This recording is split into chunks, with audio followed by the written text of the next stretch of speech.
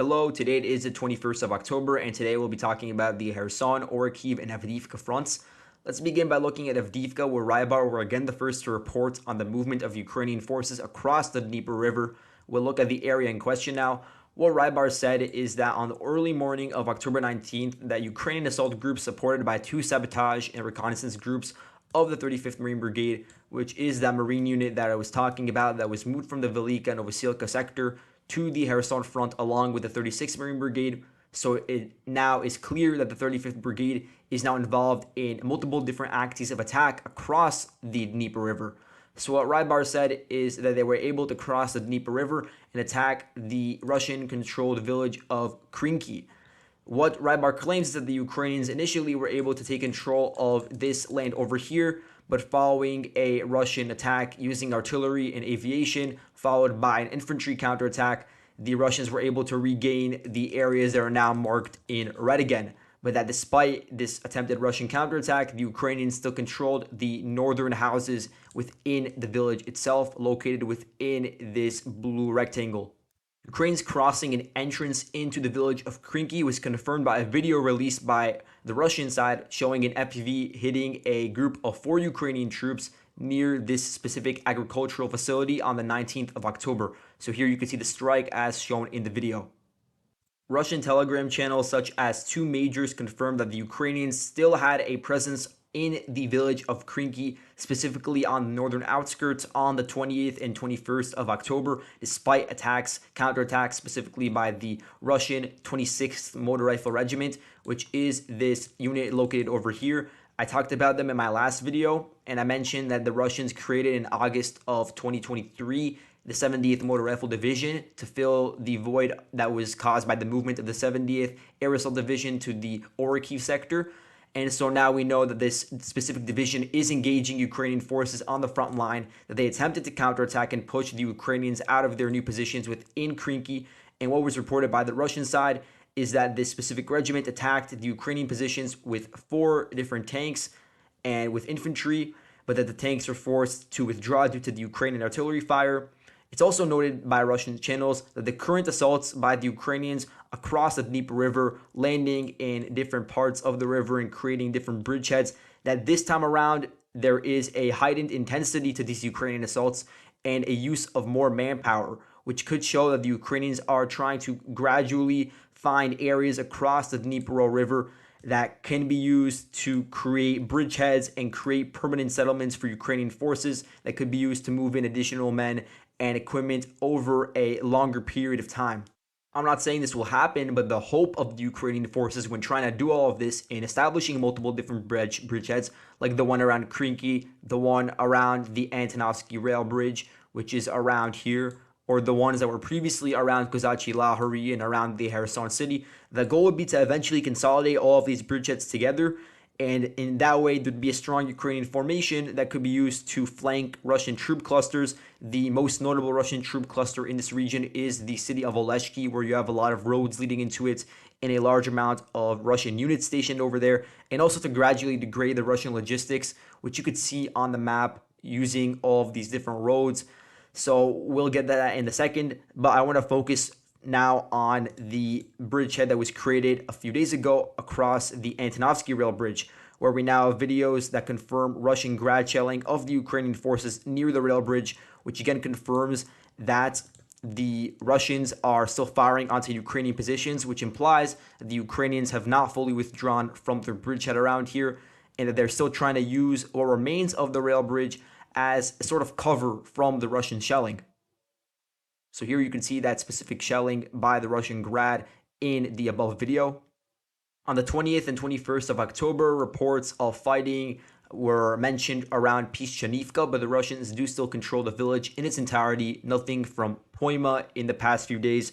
And what I will say is that at the same time, the Ukrainians, they're moving in a lot of their artillery batteries closer to the river.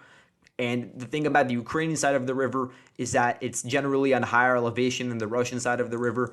So like this area over here where I have all these lines going through, the elevation over here is not much higher, but there is a pretty noticeable difference between the elevation of the Ukrainian artillery stationed over here and any sort of Russian position that would be located on the floodplain located over here. But the same thing would also apply to the Ukrainian positions if they were to try to advance through this floodplain. It would be on pretty low elevation in comparison to the Russian artillery, which is stationed further back on the rear, like around here, for instance.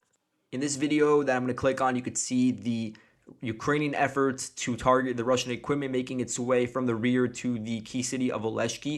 So what you'll see is that there are 3 pieces of Russian equipment that were either damaged or abandoned on this road, which starts in Radensk and then makes its way all the way to Oleshki. Oleshki, as I said before, is a big hub for Russian defense and troop concentrations and equipment that then gets dispersed to other parts of the front line. So you can see that the Ukrainians are targeting the Russian equipment with artillery and drones such as FPVs and also Baby Yaga drones. And these are drones that drop explosives. Now moving on to the Orikhiv sector, we're looking at Robotyne's western flank again because I did want to mention that there was movement over here last week. I made a video talking about it. But now checking on it over a week later, we can see that there has been no movement of the Ukrainian forces. They were able to take over this one specific trench, but since then there's been no confirmation of additional gains. We actually do have this piece of footage from Russia's 291st Motor Rifle Regiment, located somewhere over here. And you can see in the footage that they're shelling the Ukrainian positions in that same trench that the Ukrainians took over. And that indicates to us that at the very least, visually, there has been no advance by the Ukrainian side in this region, despite attempts of moving forces from the 128th Brigade in the direction of Kopani like this. In this video, you could see that forces from Russia's 76th Guards Air Assault Division launch an attack north of the Surovikin line, which is supposed to be Russia's prepared defensive line in this region, which I'm marking in red. You can see that 1 Russian tank and 2 Russian BMDs were able to cross that line and engage with Ukrainian forward positions in the fields directly to the east of Novoprokopivka. So that sector that I always talk about with all those open fields to the east is located over here. And what we could see based on this video is, first of all, that the Russians are still able to move not only infantry but also their vehicles across the Surovikin line. But second of all, we could change the front line to indicate that there's a larger gray zone between the Russian positions and the Ukrainian positions. And that at least to a certain extent, the Ukrainians have been pushed back from some of their activity that they did with smaller groups of men in the fields just to the north of the Surovikin line. We could see that the Russians were able to push them back a little bit. In this specific video, those 3 vehicles were able to reach a tree line that was previously thought to be controlled by the Ukrainians, and then you could see them firing up further north into the areas over here. And by the end of the video, the Ukrainians already respond with their own cluster munitions, which is why the vehicles begin to withdraw, but the video cuts out before we could see any sort of visually confirmed losses from either side. Over the past few weeks, there's been a slight increase in the amount of Ukrainian vehicles that have been moved towards the line of contact. So we're seeing, for instance, Bradleys from the 47th Mechanized Brigade. They're being moved to the areas just to the north of the Surovikin line, in the area that Ukraine has been able to take over around the anti-tank ditch in the Dragon's Teeth. We've seen the movement of some vehicles over there, including also T-64 tanks. But nonetheless, these are not any sort of major columns. They're just being moved in sometimes, either to dismount infantry or to just engage with Russian positions within the trenches that they control. And what I'll also add is that the front lines have remained static around Verbove for really a long time now. We don't have any change to the map. But what I will say is this is not indication that there's not heavy fighting. There is still heavy fighting. There's still some artillery duels. There's still a lot of fighting, small arms from trench to trench, but just a lot of it doesn't change. Most of all, there's just a lot of FPV videos being shown targeting mainly infantry that are located within these trenches. But yeah, nothing really has changed that much. Here we have a video from Russia's 104th Air Assault Brigade where they claim that they were able to destroy 2 Leopard tanks near Verbove, but I can't confirm whether in this video these 2 vehicles are actually Leopards. But either way, I'll show you guys that explosion so you get an idea of the fact that the Ukrainians are moving in their vehicles into this area again, but to a lesser extent than before, and that the Russians are trying to respond to a certain extent. Now moving on to the Avdiivka sector, we're going to start off with Pervomaiske. In this area, we had reports, we had a video that showed the Ukrainian 59th Motorized Brigade, which is fighting around Nevelske and Pervomaiske. In that video, their FPV hits a Russian TOS-1A MLRS in Pisky. Pisky is located over here It's a big area concentrating a lot of Russia's forward elements and a lot of their equipment that then goes on to attack to the north and also to the west. And so in this video here, you could see that they're destroying a Russian tank near Pervomaiske, and then there's another video showing the FPV destroying the TOS-1A system. Now, fighting has been reported in the direction of Pervomaiske from multiple different directions, so I'll just draw an indication of that. There's been attacks directly from the south, like this, going through the town itself. There's been attacks through open fields in two different directions, this direction over here, and through this direction over here by Russian forces with their armored columns, but in smaller numbers than we saw around Krasnohorivka on Avdiivka's northern flank. So in this area over here, in the direction of Pervomaiske, where you have the three arrows, you have groups of tanks and armored vehicles. I would say they're groups of like 4 each. So I'll try to show some videos of that over here. Click on this one. And you could see in this video that the Ukrainians are able to repel these attacks in the direction of Pervomaiske that are occurring in this video through open fields. There is a point in which these groups of vehicles, as you can see in the video, dismount. They dismount and let the infantry get out within the open fields, not in the actual settlement itself. And then you have the Ukrainians that are targeting a lot of the vehicles, but more so they're focusing on the infantry. And for that reason, I'm not actually going to show the entire video because I don't want to get demonetized, but you could understand what happens when you have FPVs that are dropping munitions or trying to crash into people that are congregating in open fields trying to storm a certain Ukrainian position. Just as there have been no reported changes to the map around Pervomaiske, neither have there been around Vodiane, but this does not mean that there is not heavy fighting in this region. The Russians and the Ukrainians are having skirmishes around here, but more so it's artillery and FPV strikes going on. And I would say this is one of the areas across the Avdiivka Front where you see, I guess, the most balanced amount of losses, meaning that there is probably a more equal amount of Russian and Ukrainian losses alike. But more generally, the amount of losses experienced by both sides within the Vodiane area is less than in other parts of the front line. I'm just saying that I've seen some FPV videos from the Russian side destroying Ukrainian tanks within Vodiane and vice versa. And as of now, it seemed pretty equal. But again, no changes to the front line. The Russians have been unable to advance over here. You can imagine they want to advance over here to cut off any sort of supplies that can reach Pervomaiske through the E50 road. But so far, the Ukrainians are repelling those attacks. Now, moving on to the area just to the south of Avdiivka, the Russians have had some minor success over here. I'd say it's their most successful part of the front line because they have not suffered many losses, at least in terms of vehicles, and they have been able to advance a couple hundred meters in two different directions. So this is the first direction where you have the Russian Cluny volunteer detachment. They were able to storm a Ukrainian trench. So we'll zoom in on that trench, which is actually visible through the Google Maps imagery. So you can see they took over this trench over here. And this is the beginning of an arduous process by the Russian forces of going trench by trench and clearing out this entire mine shaft over here.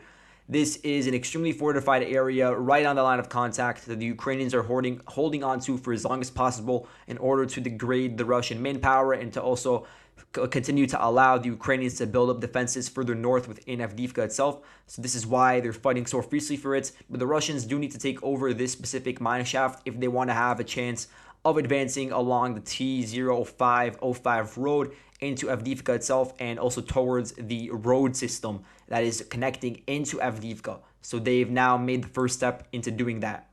And then moving a bit to the east, you can see that the Russians were able to cross over this ring road. The ring road is over here. They were able to do this on foot, so not really vehicles that are involved in this. They were able to reach a train stop located over here. It's called, I believe, stop 450 kilometers. So that's located over here. This is an area that they were able to take over.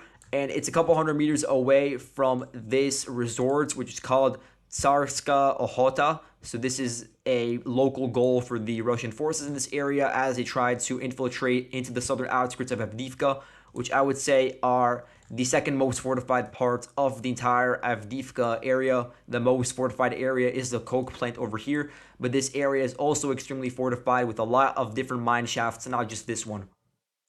Today, on the 21st of October, Russian sources mentioned the capture of Terikon, which is a slag heap located over here. I have an image attached so you could see And if the Russians were to attack, it would be in this direction. So they would be going uphill this way. And then the Ukrainian positions would be like in this direction over here. So this should also give you an idea of how important it is on a local level, because it is on such high elevation compared to the surrounding regions. It would give the Russians, and it would also give the Ukrainians previously, a very good view of the entire battlefield, of the open fields where the fighting is taking place, of the northern flank of Avdiivka, of the fortifications that the Ukrainians have built up, of the supply lines leading into Avdiivka, of the houses in Avdiivka. So yeah, it does have importance as a firing point and as an observation point, but I cannot confirm the capture of the Tarakan. This is just a Russian claim that I have not seen any visual evidence for just yet. So starting around October 19th, the Russians renewed their armored assaults to the west of Krasnohorivka. Krasnohorivka is over here. They mainly launched them in the direction of this specific rail line over here. And there's two windbreaks running parallel to it, so the Russians do want to overrun the Ukrainian forward positions over there. So they mainly attacked along these two different directions, basically looking like this. And the goal eventually would be to overrun the rail line and then to reach the town of Stepove, which is important as a first step in taking out the supply lines leading into Avdiivka and then attacking further on the northern flank. Now, I can't go through all of Russia's armored assaults to the west of Krasnohorivka over the past few days because there's been really so many. But what I will do is link this video in the description, and I'll also describe what's going on over here because I think it is a pretty interesting video, which gives you an idea of what's going on just by looking at one specific example of the Russian attacks in this region. So what you could see in this video is that you have the Russian forces advancing through an open field. It's a very large column that's circled in red for you. The leaders of the column, the two leading tanks, they're leading the column, and then behind them there's another around 12 armored personnel carriers that are following the two main battle tanks. So you can see how they're advancing through the snowy area and paving a path. And then the third vehicle in the column gets hit by an FPV drone. And then you can see that the armored personnel carrier gets damaged. And eventually what happens is you have this entire column reaching a specific tree line. And this tree line is not the tree line that is adjacent to the rail line. It's a smaller tree line that's right next to it. And so what happens is, as I'll skip through the video, they're able to reach this tree line located over here.